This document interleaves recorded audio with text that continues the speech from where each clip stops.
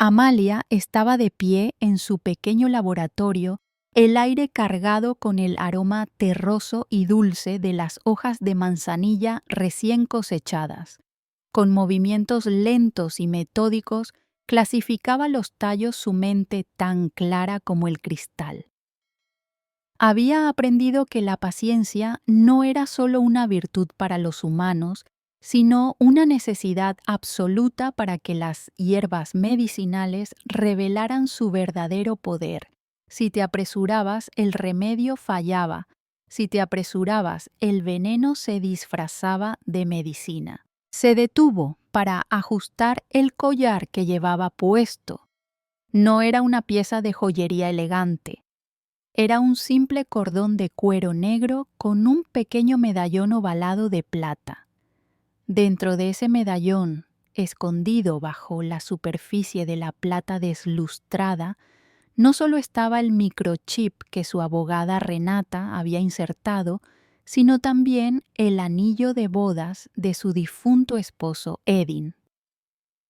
Edin y yo luchamos por esta tierra, no solo con palas y azadas, sino contra la incredulidad de mi propia familia. Ellos veían el esfuerzo, el sol en mi piel, pero nunca el valor de lo que estábamos construyendo. Para ellos era tierra mojada y sucia. Para mí era la base de una fortuna de $30 millones. Mi hermana Xochitl siempre fue la más ciega. Ella creía en el dinero fácil, en los títulos grandes y las promesas huecas de su marido Esteban, nunca en el trabajo, lento y honesto. El teléfono sonó sobre la mesa de trabajo rompiendo la paz del laboratorio. Era un mensaje de texto. Amalia Nochebuena será aquí. Ven bien vestida, no como una campesina. Esteban y yo nos encargaremos de la cena, no te molestes en hacer nada. El mensaje era de Xochitl, no una invitación, sino una orden, una confirmación de que ella ya se sentía dueña de la hacienda El Nido. Su descaro era una ofensa, pero Amalia sonrió levemente. Una sonrisa fría que no llegaba a sus ojos. La envidia de Xochitl no era por la tierra, sino por la paz que la tierra me daba y que ella nunca pudo encontrar. Para ella, esto no era amor, sino dinero envuelto en tierra. Y ahora quería el dinero. Amalia regresó a la mesa empujando suavemente el mensaje de Xochitl a un lado. La hacienda había sido su refugio, un lugar que ella y Edin habían transformado de un baldío seco en un emporio de productos botánicos. Cuando Edin murió hace 5 años, una parte de mí se murió, pero mi amor por esta tierra se duplicó. Era su legado no de mis padres, sino de nosotros. Y ahora Xochitl, la eterna niña dorada de mi familia, estaba tratando de robarlo todo. La traición tiene un olor distinto, no huele a podredumbre, sino a perfume barato y ambición desmedida. Y yo lo sentía en el mensaje. Xochitl siempre ha sido una maestra en el arte de la humillación sutil, pero yo había aprendido a ver a través de su brillo falso. Por eso, al recibir el mensaje, mi mente no sintió ira inmediata, sino una calma metódica. Recordé la primera vez que Xochitl me había humillado públicamente. Fue cuando tenía 16 años y yo gané un concurso de ciencias con un proyecto sobre la polinización. Xochitl, 2 años menor que yo, simplemente se encogió de hombros y dijo: «Qué aburrido, Amalia. Yo voy a hacer algo con dinero de verdad, no con abejas y flores». Aquel comentario me dolió más que una bofetada. Para ella mi pasión era una vergüenza. A lo largo de los años, Xochitl se convirtió en una constante sanguijuela. En los 10 años posteriores a mi matrimonio con Edin, me pidió préstamos incontables $5,000 para un coche que destrozó $10,000 para un negocio inmobiliario que fracasó en 6 meses. Siempre lo pedía como un derecho. Somos familia Amalia. Deberías ayudar a la única que va a hacer algo grande, me decía. Yo siempre cedía impulsada por la ciega esperanza de que ella encontraría la estabilidad. Hoy me pide 30 millones. Lo que más le irritaba era mi felicidad con Edin. Xochitl siempre había aspirado a un hombre rico y de alta sociedad. Edin, un inmigrante humilde, pero brillante y trabajador, era todo lo contrario. Recuerdo en mi boda cómo Xochitl comentó a mi madre: «¿De verdad Amalia se va a casar con un jardinero? Mamá, qué vergüenza». Mi madre, siempre ciega a los defectos de Xochitl, solo suspiró y me pidió que la perdonara.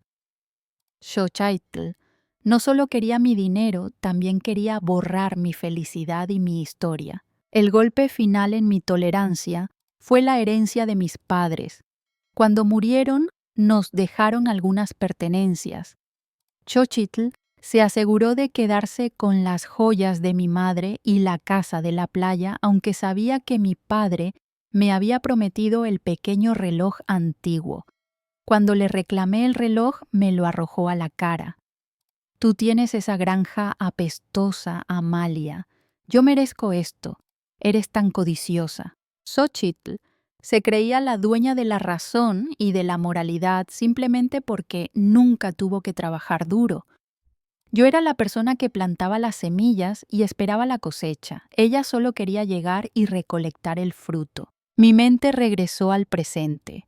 Los eventos recientes confirmaron que su avaricia había escalado a niveles criminales. Hace 2 semanas recibí una llamada urgente de Renata, mi joven y brillante abogada. Renata tiene el alma de un león y la mente de un zorro. Amalia, la firma es casi perfecta, pero los bucles no mienten. Quien hizo esto conocía tu mano, pero no tu alma. Es un poder notarial para vender la hacienda Amalia. Y no solo eso, viene adjunto con un certificado médico de incapacidad. El aire se congeló en mi pecho. Un certificado médico, alegando que yo padecía una incapacidad cognitiva avanzada, una vieja senil. El documento estaba firmado por un psiquiatra de una clínica en Tijuana que había cerrado hace años. El nivel de planificación era monstruoso.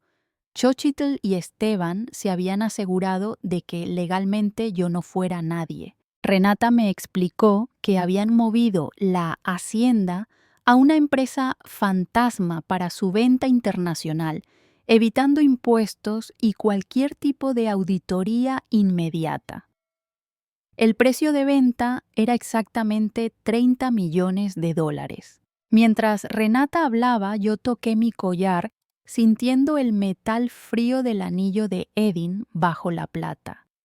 Ellos pensaban que mi cuerpo era viejo y mi mente estaba gastada, pero mi espíritu era de hierro forjado. Le dije a Renata que no demandara inmediatamente, que no mostrara ninguna señal de que yo sabía. Voy a ser la vieja loca que esperan que sea Renata. Su confianza será nuestra trampa. Necesito un micrófono, algo que nadie sospeche, y necesito que me prepares una trampa de papel. Renata, aunque sorprendida por mi calma, cumplió. El microchip se instaló discretamente en mi medallón.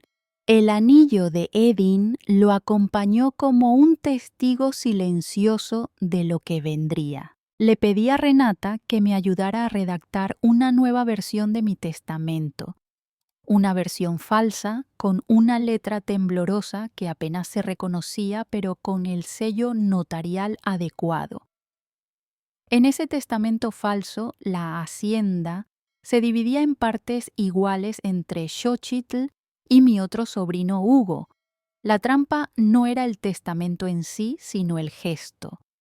Sabía que Xochitl lo encontraría y lo usaría como prueba de mi locura y, más importante aún, de su derecho. La semana previa a Navidad fue una mascarada tortuosa. Comencé a actuar mi papel.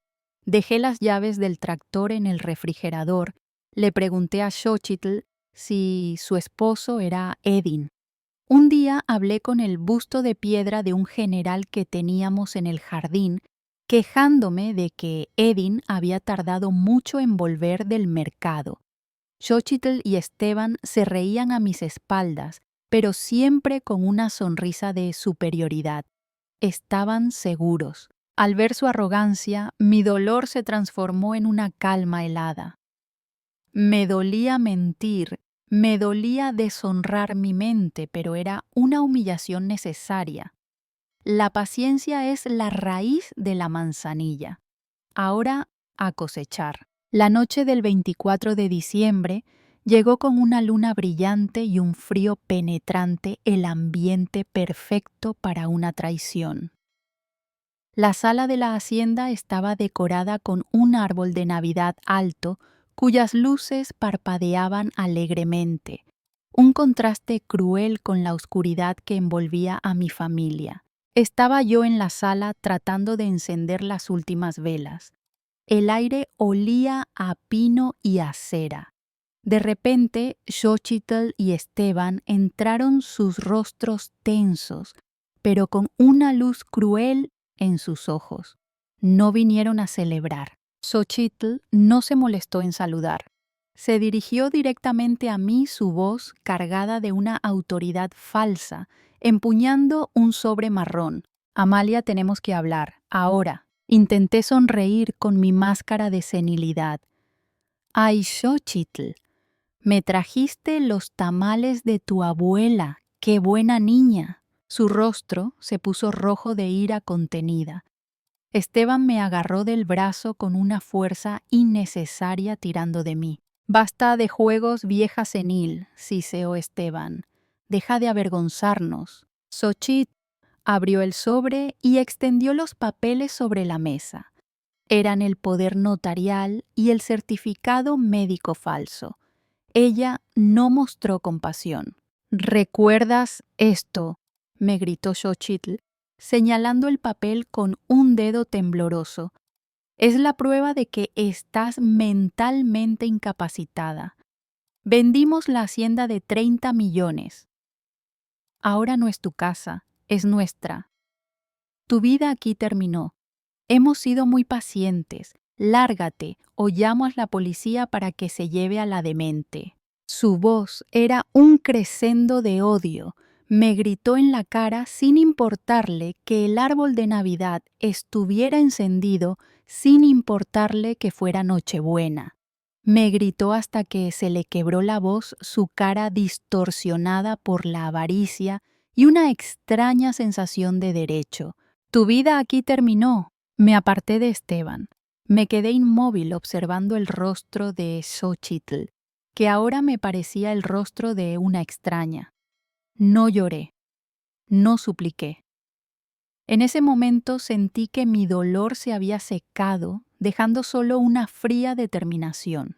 Cada palabra era un cuchillo, pero cada cuchillo me recordaba el micrófono en mi cuello, mi armadura. Mi silencio la enfureció aún más. Ella interpretó mi calma como la confirmación de su diagnóstico. ¿Ves, Esteban? Está completamente ida. Ni siquiera puede reaccionar. Esteban se encogió de hombros, asintiendo con su cabeza de serpiente. Me di la vuelta lentamente. Recogí la pequeña maleta que había preparado en secreto. Miré por última vez las luces parpadeantes del árbol que yo había decorado. Mi corazón, que había sido herido tantas veces por Xochitl, finalmente se endureció. De acuerdo, dije, mi voz extrañamente suave. Me voy, pero espero que tengan una feliz Navidad. Salí de la hacienda a la fría noche. Mi mente no estaba en el frío, sino en el calor del microchip contra mi pecho.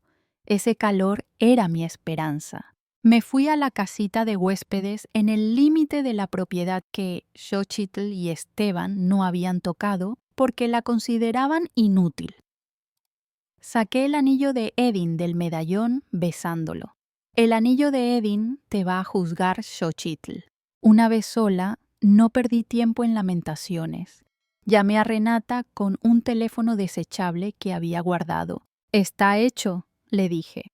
«Ya tengo la confesión de la Nochebuena, ahora la de los 30 millones». Renata me instruyó sobre el siguiente paso.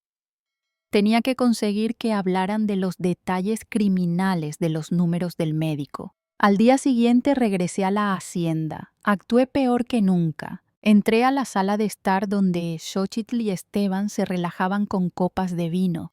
Me senté en el sofá, meciendo una muñeca de trapo y hablando con voz de niña. «Xochitl, ¿dónde está mi marido?» Me dijo que me llevaría a la hacienda. No me invitaron a la hacienda. Xochitl suspiró exasperada, pero Esteban sonrió. «Tranquila, tía, ya te lo dijimos. La hacienda se vendió, ya no es tuya. Es mejor así. Te quitamos un gran peso de encima». Me levanté caminando hacia la oficina que yo y Edin habíamos usado. Fingí buscar algo con desesperación. Mi anillo. Se me perdió el anillo que me dio mi esposo, y mis papeles de la tierra están con la receta de mi manzanilla. Esteban se rió a carcajadas y Xochitl le hizo un gesto para que me dejara buscar. Su confianza era absoluta, mi locura era su coartada. En mi desorden, dejé caer intencionalmente mi collar en la oficina. Me aseguré de que el medallón estuviera abierto. Fui a la cocina, me serví un vaso de agua y regresé fingiendo estar confundida. «Ay, Xochitl, ¿viste mi collar? Es que es muy importante. Me lo dio mi esposo, aunque no me acuerdo dónde está mi esposo. Está aquí». Xochitl, sin dejar de mirar su teléfono, señaló hacia la oficina con indiferencia. «Debe estar en la oficina, ve a buscarlo. Pero no toques nada más, vieja loca». Regresé a la sala. 5 minutos después, Xochitl y Esteban entraron a la oficina. Yo los seguí en silencio hasta la puerta y me quedé de pie en la sombra escuchando. Esteban cerró la puerta de la oficina. Se oía el crujido de la madera. «¿Escuchaste a la vieja toda preocupada por su anillo y sus papeles? ¡Qué tonta!», rió Esteban. «Lo sé, qué alivio», contestó Xochitl. «El dinero de los 30 millones estará en Zúrich en la próxima semana.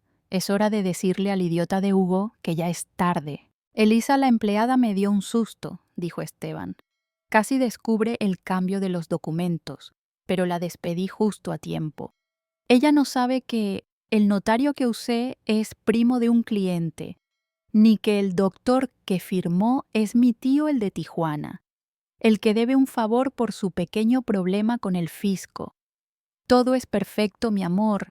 La vieja nos dio el escenario perfecto». Xochitl respondió con una voz llena de una satisfacción perversa. «No es solo el dinero, Esteban. Es que por fin probamos que somos más inteligentes que ella. Ella se creyó tan importante con sus hierbas. Ahora, la pobre cree que su esposo está vivo y nosotros tenemos su fortuna». Cerré los ojos. El anillo de Edin te grabó. La traición había sido grabada. Cada palabra, cada número, cada detalle. La calma regresó ahora, ya no era una armadura, sino una espada afilada. Tomé el teléfono desechable, escribí un mensaje a Renata y a Comandante Ríos. «La cosecha está lista, hoy a las 3 p.m. Salí de la hacienda. El día de la confrontación llegó como un amanecer frío y claro. Yo no era Amalia, la mujer frágil, ni la vieja senil.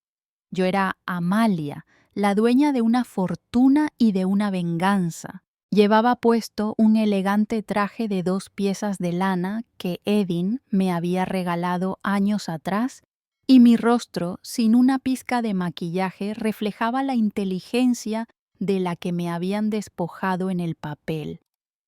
El medallón estaba vacío, el anillo de Edin estaba guardado en un lugar seguro y el chip de grabación estaba en manos de Renata. La reunión se llevó a cabo en la oficina de un notario en el centro de la ciudad, un lugar que Renata había alquilado bajo la fachada de una reunión de negocios familiar para discutir la liquidación de la hacienda. Xochitl y Esteban llegaron radiantes, vestidos con ropa nueva, con la arrogancia de los que ya han ganado.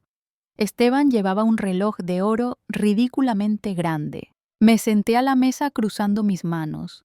Xochitl me miró con desprecio. «Qué milagro que te vestiste, Amalia. Pareces casi funcional. ¿Estás segura de que puedes entender lo que vamos a firmar?» Yo sonreí una sonrisa que no era de senilidad sino de depredador. «Estoy segura. Solo necesito que me expliquen un par de cosas, Xochitl. Mi mente de vieja senil no lo entiende. ¿Me pueden explicar de nuevo por qué un doctor muerto me examinó y por qué la hacienda se vendió por 30 millones cuando vale 50? La sonrisa de Xochitl se desvaneció. Esteban tosió. «Amalia, no te preocupes por el precio», dijo Esteban tratando de recuperar el control. «El mercado está bajo y el doctor, bueno, es solo una formalidad legal. No tienes que preocuparte por eso. Solo firma y te daremos tu cheque mensual, ¿de acuerdo?» Yo seguí presionando manteniendo la calma total. «Necesito el nombre de ese doctor», dije. «Y necesito que me digan a qué banco de Zúrich va el dinero. Mis abogados necesitan saberlo para asegurarse de que mi parte, el 3% que me prometieron, esté segura. Mis 30 millones son muy importantes para mí». Xochitl, cansada de mi juego, perdió la paciencia. Ella quería terminar con esto y celebrar. «Basta de juegos. Amalia, firma y vete. No tienes abogados. Hicimos esto porque nadie te quiere cerca del dinero. El banco es el de siempre. Y el doctor es irrelevante. ¿Entiendes? Es un fraude, un arreglo, para que tu mente de vieja loba no arruine nuestros planes». En ese momento las puertas se abrieron. Entraron dos hombres vestidos de traje. Uno era serio con bigote, el otro llevaba el rostro de un profesional. «Lamento interrumpir», dije mi voz fuerte y clara. Levanté el dedo señalando el medallón en la mesa que ya no estaba en mi cuello. «Pero creo que la última parte debe quedar grabada para el registro». El hombre del bigote. «Comandante Ríos». El detective encubierto asintió. Xochitl se puso pálida. Esteban comenzó a sudar. Me levanté caminando hacia la mesa. «¿Recuerdan este momento, Xochitl?», le pregunté. «El momento en que te sentiste la dueña de la paz que Edin me dio. Te equivocaste. Y el anillo de Edin te grabó». Abrí mi maletín y saqué una pequeña memoria USB. La conecté al monitor. Reproduje la grabación. El audio de Esteban y Xochitl riéndose hablando del doctor muerto y del dinero en el extranjero.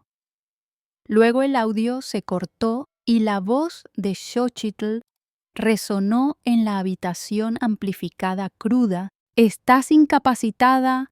Lárgate o llamo a la policía para que se lleve a la demente». Xochitl gritó un sonido estrangulado que llenó la oficina. Se lanzó hacia el monitor tratando de apagarlo. Esteban se quedó petrificado, su rostro cubierto de pánico. Renata, que había estado en la sala contigua, entró con una carpeta en mano. Ella interceptó a Xochitl con una calma sorprendente. «Ni un paso más, Xochitl», dijo Renata. «Tu madre no es demente, pero tú acabas de confirmar bajo evidencia irrefutable el fraude, la falsificación y la agresión. El comandante Ríos se acercó a Esteban, quien intentó levantarse, pero Ríos lo empujó suavemente hacia su silla. Esteban, dijo Ríos, queda detenido por fraude, falsificación de documentos y abuso financiero a personas mayores. Esteban no opuso resistencia. Xochitl, por otro lado, se deshizo en gritos. No puedes hacer esto, Amalia. Soy tu hermana. Esto es una venganza enferma. Me acerqué a ella. La miré fijamente sin parpadear. No, es el dinero, Xochitl. Es el hecho de que quisiste quitarme mi historia. Mírame. Me llamaste senil, pero tú fuiste la única que no vio el hilo que yo estaba tejiendo. Este no es un juego, es justicia. Disfruta tu próxima Navidad porque, esta vez, el regalo lo doy yo. Ríos le leyó los cargos y Xochitl fue esposada. Ella siguió gritando, pero sus palabras se convirtieron en un lamento patético. Fue sacada de la oficina seguida por Esteban. Renata se acercó a mí, su rostro aliviado. Lo has recuperado todo, Amalia, cada centavo de tus 30 millones. La venta fue anulada de inmediato. Tenemos los documentos y la grabación como prueba de coerción. Amalia asintió, sintiendo el peso de la victoria y el vacío de la pérdida. Regresé a la hacienda. Era tarde y el lugar estaba en silencio. La policía se había llevado a Xochitl y Esteban. El árbol de Navidad seguía allí, las luces parpadeando. Fui a la oficina, tomé los documentos reales y el medallón vacío. Puse el medallón en mi bolsillo. La venganza no se sentía dulce, se sentía necesaria. Limpiaba una herida profunda, pero no la cerraba. Xochitl había conseguido finalmente lo que siempre había buscado: la atención total de la familia, aunque fuera a través del escándalo. La noticia de la detención se extendió como un incendio forestal. Recibí llamadas de parientes lejanos, algunos horrorizados, otros preguntando si podían comprar una parte de la hacienda. La avaricia nunca muere. No respondí. Al día siguiente, mi otro hijo, Hugo, me llamó. Él nunca había sido tan descarado como Xochitl, pero siempre había sido débil y complaciente con ella.